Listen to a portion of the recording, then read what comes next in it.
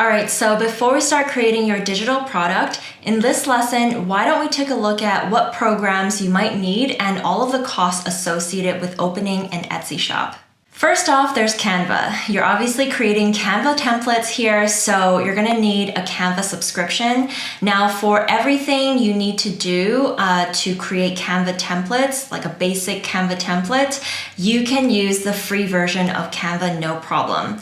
I always do recommend everyone to upgrade to the Canva Pro version, the paid version, when you feel like you want to upgrade your designs, and if you want to provide a more advanced design to your customers, then I highly recommend upgrading and trying Canva Pro, just because there are a lot of features there that will save you so much time and will just take your designs to the next level. All right, next up is your Etsy shop. So to open an Etsy seller account, it's completely free. Just go to the Etsy website and sign up for a shop account. And then once you start listing your products, that's when you start paying. So there are actually 4 things that you will need to start paying for once you start selling products on Etsy. The first one is the first listing fee, and that is 20 cents. This is the price that you will be paying every time you list a new item onto Etsy.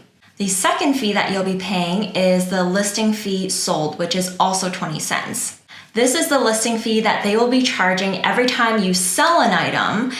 Essentially becomes the restocking fee. So every time you sell an item, one item is less in your shop. So in order to restock the item into your shop, they're gonna charge you 20 cents for that. The third fee that you'll be paying is their transaction fee, which is 6.5%. I believe they just updated that this year in 2022. So it is a little bit higher than it was before. This is the fee that Etsy charges you every time you sell an item to pay for all of their expenses, to run their business, to market their business, and everything like that.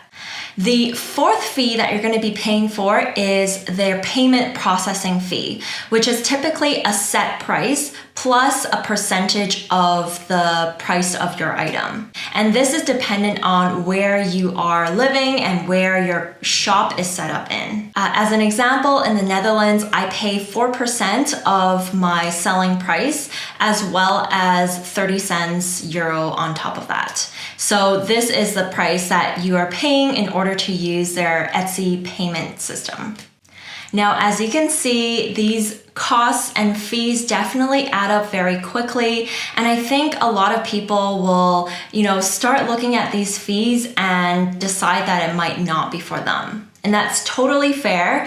But I do want you to keep in mind that Etsy is a huge e-commerce marketplace that is attracting millions of shoppers to all of the Etsy stores there is today. While you might not have a big audience at the beginning if you are opening your own shop in your own website, listing your products on Etsy will open you up to their massive audience that is already looking for items that you might be selling. This way, you don't have to do any of the heavy lifting in the beginning to bring people into your store. Now, while these fees can be pricey, I still think it's really worth to look into whether Etsy is a platform that's right for your product. I would just make sure to keep these fees in mind when you are pricing your products correctly. All right, so the last thing that you might be paying for is Adobe Photoshop. Now, in order to make these beautiful, most professional mockups for your digital products, the best program to use is Adobe Photoshop,